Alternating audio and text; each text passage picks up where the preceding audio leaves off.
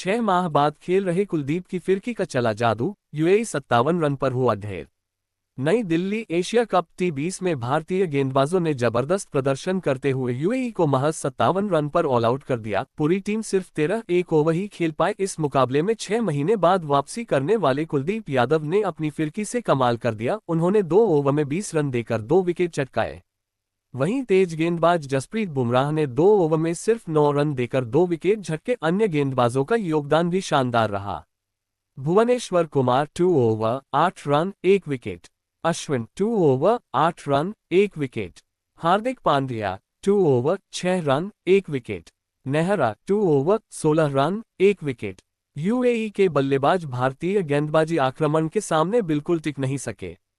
अमजद जावेद ने 18 गेंदों में सर्वाधिक 18 रन बनाए, जबकि बाकी खिलाड़ी दहाई का आंकड़ा भी मुश्किल से छू पाए। भारतीय गेंदबाजों ने शुरू से ही दबाव बनाए रखा। पहले ही ओवर से विकेट गिरने शुरू हो गए और टीम 13वें ओवर से पहले ही ढेर हो गई। इस जीत से भारत ने एशिया कप में अपने आत्मविश्वास को और मजबूत कर लिया है। खासकर कुलदीप यादव की सफल वापसी और बुमराह की घातक गेंदबाजी आने वाले बड़े मैचों में भारत की ताकत साबित होगी। वहीं देश के दूसरी तरफ इस चुनाव से पहले बिहार को 7,616 करोड़ रुपए की सौगात।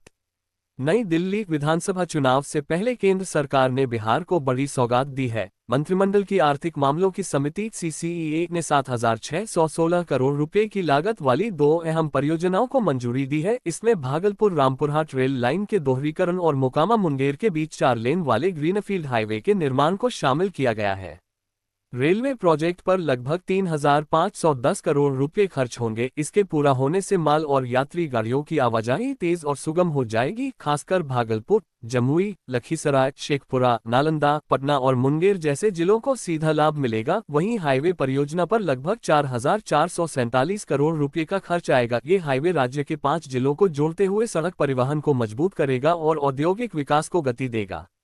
मोकामा मुंगेर ग्रीनफील्ड हाईवे की लंबाई लगभग 177 किलोमीटर होगी। इस प्रोजेक्ट से 441 गांव जुड़ेंगे और 282 हेक्टेयर भूमि का अधिग्रहण होगा। केंद्र सरकार का लक्ष्य है कि इसे वर्ष 2028-29 तक पूरा कर लिया जाए। इस हाईवे से न केवल स्थानीय लोगों की यात्रा आसान होगी बल्कि व्यापार और निवेश को भी बढ़ावा मिलेगा। सरकार का कहना है कि इन दोनों परियोजनाओं से रोजगार के नए अवसर पैदा होंगे और लोगों की आमदनी में वृद्धि होगी। साथ ही राज्य के औद्योगिक और कृषि क्षेत्रों में भी तेजी से सुधार आएगा। रेल और सड़क नेटवर्क मजबूत होने से बिहार के विभिन्न इलाकों तक पहुंचना आसान हो जाएगा।